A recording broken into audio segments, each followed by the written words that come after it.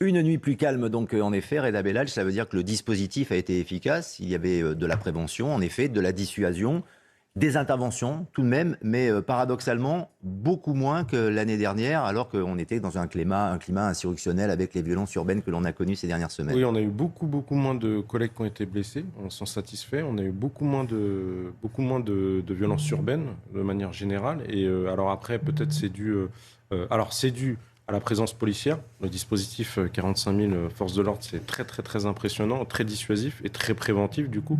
Et puis surtout, pour nous, c'est une victoire qu'on a su s'imposer. On en a parlé sur ce plateau. À un moment, vous me demandiez est-ce que les Français sont pour l'intervention militaire ou pas. Au final, les policiers et gendarmes et les pompiers aussi, on a réussi à tenir la forteresse. Est-ce que cela veut dire aussi que les jeunes émeutiers qui ont secoué le pays il y a quelques jours ne sont pas sortis? Parce qu'effectivement, il y avait ces forces de police en place. Ça montre surtout que vous aviez des émeutiers habituels sur le 13-14 juillet et sur la Saint-Sylvestre des années précédentes, qui aujourd'hui sont encore sortis, mais beaucoup moins.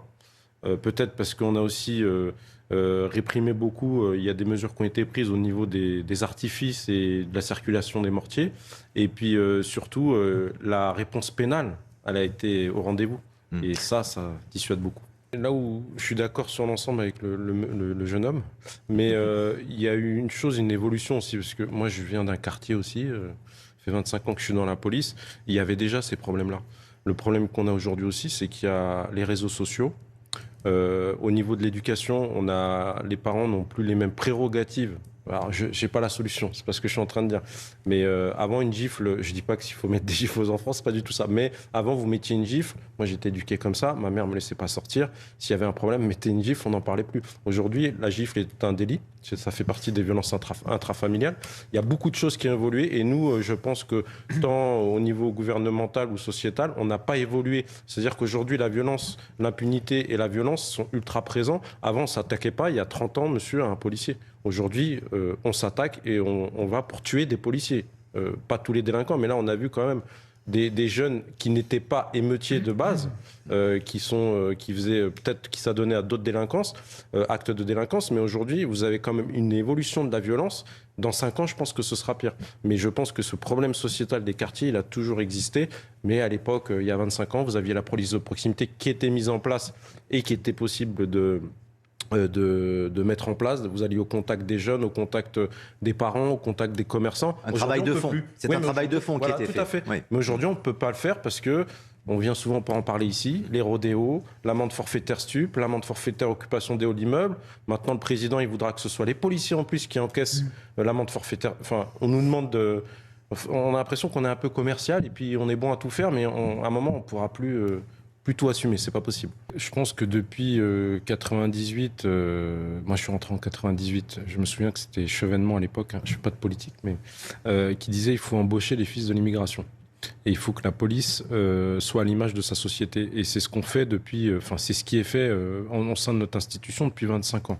Et je pense que le paysage, on va dire, culturel, racial, religieux au niveau de la police, même si on est une institution républicaine, il a été modifié, il s'est adapté à la société. Maintenant, ce qu'il faut regarder, parce qu'on en a parlé tout à l'heure du problème de fond, c'est qu'aujourd'hui, c'est pas les policiers. Moi, c'est ça qui me dérange, c'est qu'aujourd'hui, sur tous les sujets, c'est toujours la faute de la police. Parce qu'on ne peut pas s'en prendre à l'État, je ne sais pas, on s'en prend toujours à la police.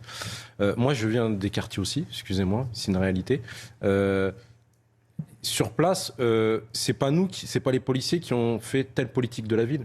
Si vous allez aujourd'hui à Neuilly-sur-Seine et vous êtes policier, vous avez 90% des gens que vous allez contrôler vont être sûrement blancs, je ne sais pas le terme exact. Vous allez aller à Aulnay-sous-Bois.